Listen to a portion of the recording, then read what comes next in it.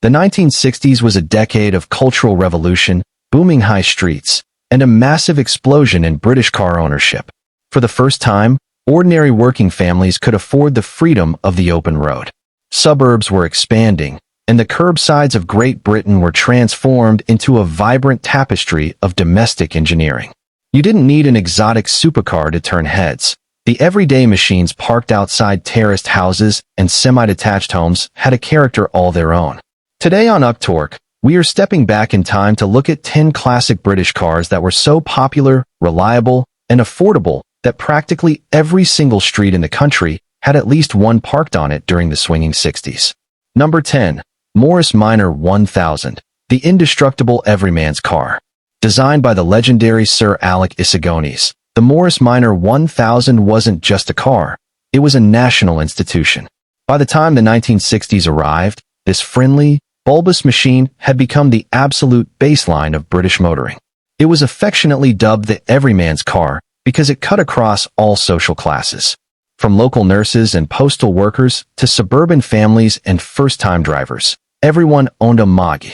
Equipped with the iconic and unkillable A-Series engine, the Minor 1000 offered simple, honest transport that could handle decades of daily abuse with minimal maintenance. Its distinctive split or curved windscreen, prominent round headlights, and cheerful exhaust note were a permanent fixture of British neighborhood life.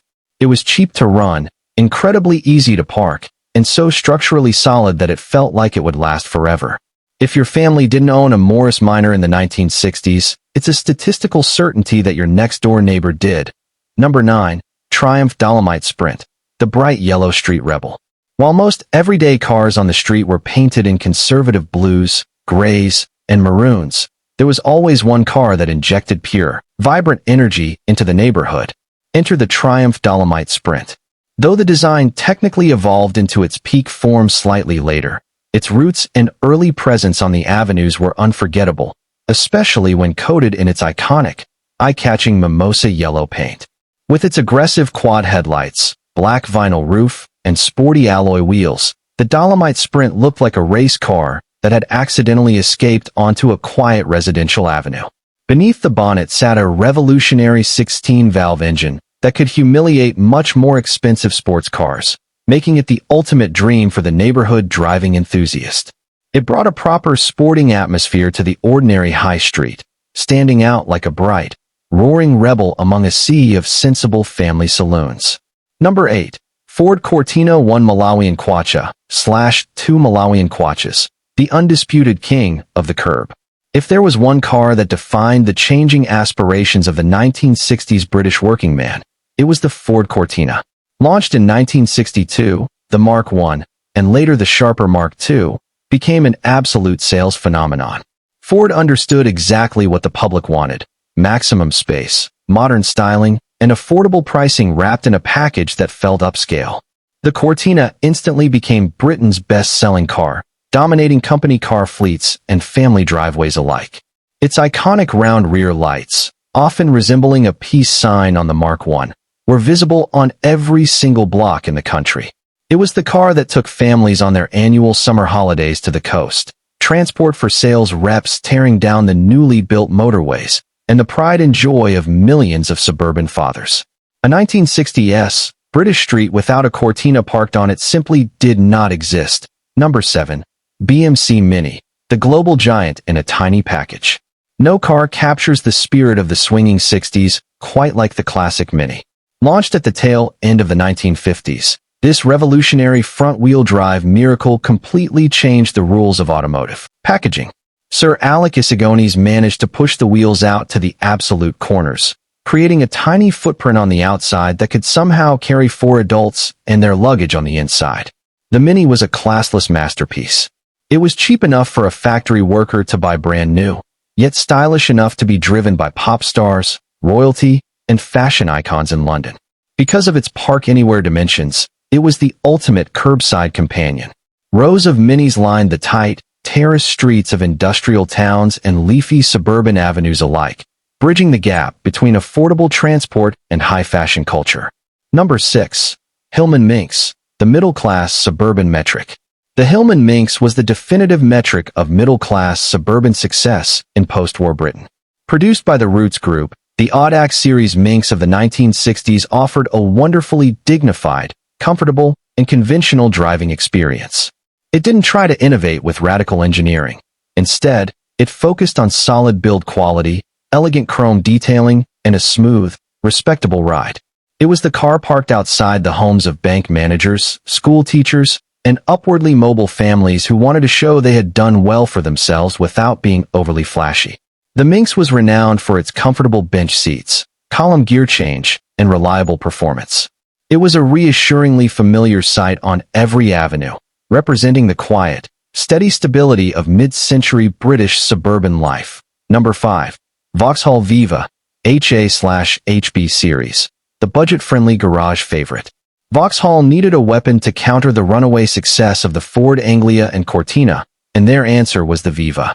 The boxy HA series, followed by the much sleeker, Coke bottle-styled HB series, rapidly became a favorite choice for British motorists looking for maximum value for money. Built at the newly opened Ellesmere Port factory, the Viva was unpretentious, incredibly lightweight, and highly economical. It featured an easy-to-operate 4-speed gearbox and surprisingly lively performance from its small overhead valve engine. Because it was priced so competitively, it became the default choice for young couples starting families and motorists who wanted a brand-new car on a strict budget.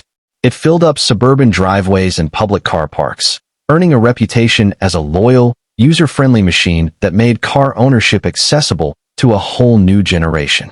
Number 4. Austin Cambridge A55/A60, the heavy-duty family anchor. Before the modern, lightweight hatchbacks took over, the British avenues were anchored by the heavy, stately silhouette of the Austin Cambridge. The A55 and the later A60 models featured a clean, angular body shell styled by Pininfarina, complete with modest, elegant rear tail fins that gave ordinary British streets a subtle taste of American styling. Powered by the famous, slow-revving 1.5-liter B-Series engine, the Cambridge was built to a standard of heavy-duty durability that is hard to find today. It was a massive, spacious saloon that could comfortably carry a family of 5 along with a boot full of heavy luggage. Its thick metal doors closed with a solid, industrial thud, and its mechanical simplicity meant it could be serviced using basic hand tools on the weekend.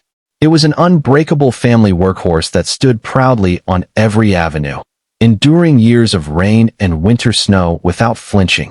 Number 3. Singer Gazelle, the affordable touch of luxury. For the motorist who appreciated the reliable underpinnings of the Hillman Minx but wanted a bit more luxury and prestige, the Singer Gazelle was the perfect solution. Also built by the Roots Group, the Gazelle utilized the same basic body structure as its Hillman sibling, but added a premium layer of traditional British craftsmanship. That IT featured a distinctive, traditional vertical front grille, upgraded interior upholstery, and a dashboard adorned with real walnut veneer woodwork. The Gazelle allowed ordinary suburban families to enjoy a touch of executive luxury without paying exorbitant luxury car prices. It was a common sight parked outside respectable suburban homes, proving that you didn't need to be a wealthy industrialist to enjoy a bit of class and refinement on your daily commute. Number 2. Rover P5, the Avenue's dignified executive. While the majority of cars lining the curbs of the 1960s were small economy models and family saloons, there was always a scattering of true executive majesty on the avenues. That majesty belonged to the Rover P5. Known colloquially as the Solihull Sovereign, the P5 was a large, stately, and beautifully engineered machine that became the default choice for the nation's elite. It was the preferred transport for government ministers, high-ranking judges, successful businessmen, and the neighborhood doctor. The P5 didn't need to shout about its status. Its heavy chrome grille, thick leather armchairs, and quiet, refined performance whispered of absolute success. Seeing a Rover P5 parked outside a house instantly elevated the prestige of the entire street, serving as a monument to traditional, uncompromising British manufacturing standards. Number 1. Triumph Herald, the turning radius miracle. Taking our number 1 spot is a car whose sharp, angular design and sheer ingenuity made it an absolute staple of the 1960s high street, the Triumph Herald. Styled by the Italian designer Giovanni Michelotti, The Herald broke away from the rounded curves of the 1950s with a fresh, crisp look featuring distinctive tail fins and a large, airy glasshouse that offered unparalleled visibility. But the Herald's real party piece was its incredible engineering layout. The entire front bonnet and wing assembly hinged forward as a single piece, offering completely unrestricted access to the engine for easy maintenance. Even more impressive was its revolutionary front suspension design, which allowed the front wheels to turn at a sharp angle. This gave the Herald a turning radius that was tighter than a London black cab, making it an absolute dream for parallel parking on congested neighborhood streets. It was stylish, practical, and highly innovative, ensuring its place as a permanent, beloved fixture outside homes all across Great Britain. The everyday cars of the 1960s were far more than just mechanical transportation. They were a reflection of a confident, growing nation, filling the avenues with a sense of pride, community, and engineering variety that defined an unforgettable era of British motoring history.